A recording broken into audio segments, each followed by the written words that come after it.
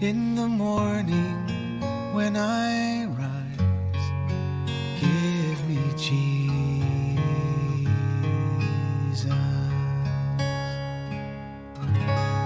Good morning.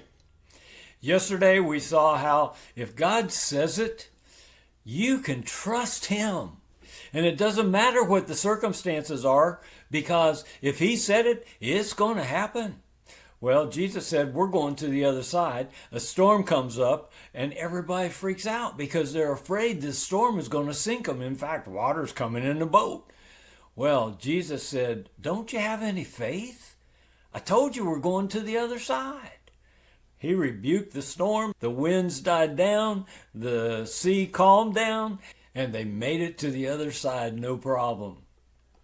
See, if God says it, it is, regardless of what the circumstances are. Put your trust in Him. The enemy will do everything he can to undermine faith. But you keep holding on to the Lord and keep your trust in Him, and you'll see what He said will in fact prevail. Well, today we're starting chapter 5. And we're stepping into a subject that not many churches are willing to talk about. People don't want to hear about this, but it is real.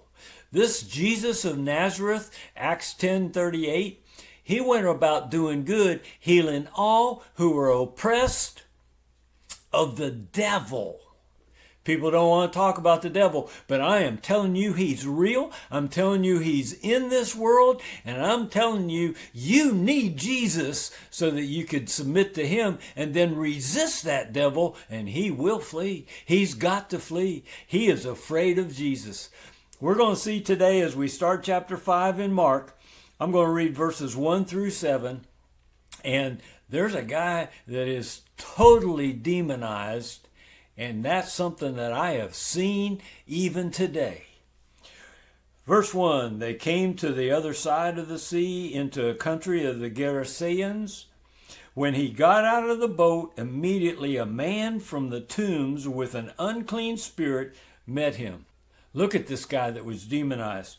He had his dwelling among the tombs, and no one was able to bind him anymore, even with chains, because he had often been bound with shackles and chains, and the chains had been torn apart by him, and the shackles broken in pieces, and no one was strong enough to subdue him.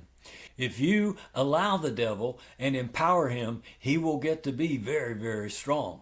But Jesus is stronger, and that's something that you absolutely count on. You need Jesus to fight against the wiles of the enemy.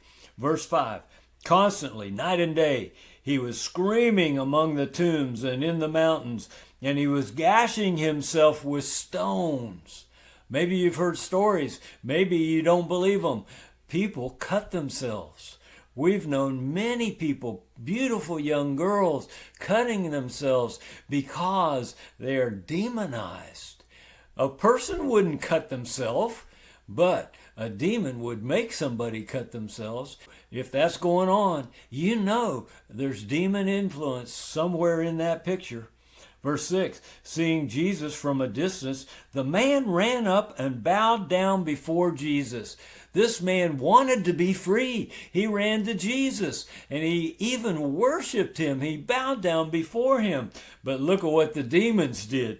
Shouting with a loud voice, he said, now this came out of the man's mouth, but this wasn't the man talking.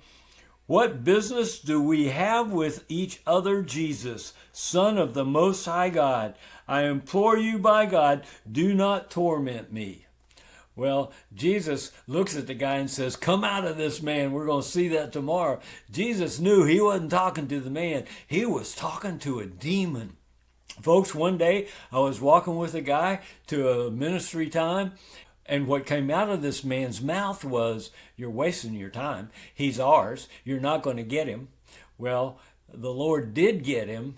But can you see? That wasn't that man talking. That was a demon talking through him. Folks, I'm telling you, this is real. We need Jesus. Hang with us. Come tomorrow. We're going to talk some more about how this man was set free by Jesus and the power of the love of God.